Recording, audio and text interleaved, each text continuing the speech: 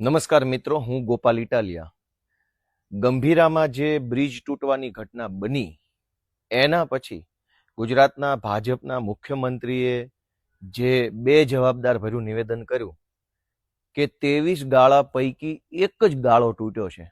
આટલું બધું શરમજનક અને બિનસંવેદનશીલ નિવેદન કર્યું તે બદલ મેં એક કવિતાની રચના કરી છે. આજે જ 10 તારીખે ગુરુ પૂર્ણિમાના દિવસે મારા મનમાં જે શબ્દો સ્ફુર્યા એ મેં લખ્યા છે અને હું ગુજરાતના ભાજપના સૌ નેતાઓને આ કવિતા સમર્પિત કરવા માંગુ છું.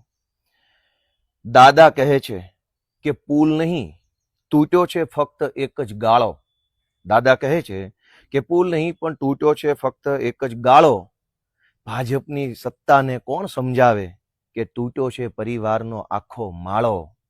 દાદા કહે છે કે પુલ નહીં પણ તૂટ્યો છે ફક્ત એક જ ગાળો. સત્તાને કોણ સમજાવે કે તૂટ્યો છે પરિવારનો આખો માળો. મોરબીથી લઈને ગંભીરા સુધી બ્રિજ તૂટે ને ઉગે છે દિવસ કાળો. રોજ એટલી બધી દુર્ઘટના બને, સવાર પડે ત્યારે ખબર પડે કે આવું થઈ ગયું. કે મોરબીથી લઈને ગંભીરા સુધી બ્રિજ તૂટે ને ઉગે છે દિવસ કાળો.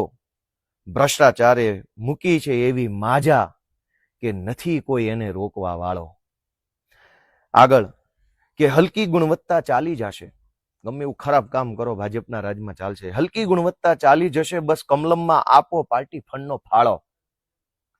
લાશો ઉપર લાશ પડે છે, એટલી લાશો એનો નથી હિસાબ કે નથી મળતો કોઈ તાળો. દોસ્તો, બધું તૂટે, ક્યાંક પેપર ફૂટે, ક્યાંક તૂટે, કે તૂટે ફૂટે પબ્લિક હૈયું કૂટે, પણ કરે નહીં કોઈ દી કમળ કાઢવાનો ચાળો. કહે કવિ, પબ્લિકની આ સહન શક્તિને રાખે સલામત ઈશ્વર ઉપર વાળો. કે તૂટે ફૂટે પબ્લિક હૈયું કૂટે, પણ કરે નહીં કોઈ દી કમળ કાઢવાનો ચાળો. કહે કવિ, પબ્લિકની આ સહન શક્તિને રાખે સલામત ઈશ્વર ઉપર વાળો. અને છેલ્લી લાઈન છે કે ગોપાલ ઇટાલિયા બે હાથ જોડીને વિનવે છે કે હવે સૌને પાછા વાળો. ગોપાલ ઇટાલિયા બે હાથ જોડીને વિનવે છે કે હવે સૌને પાછા વાળો. બહુ થઈ ગયું, હવે પોતાનો આત્મા જગાડે ગુજરાતી મરદ મુછાળો. દાદા કહે છે કે પુલ નહીં પણ તૂટ્યો છે ફક્ત એક જ ગાળો.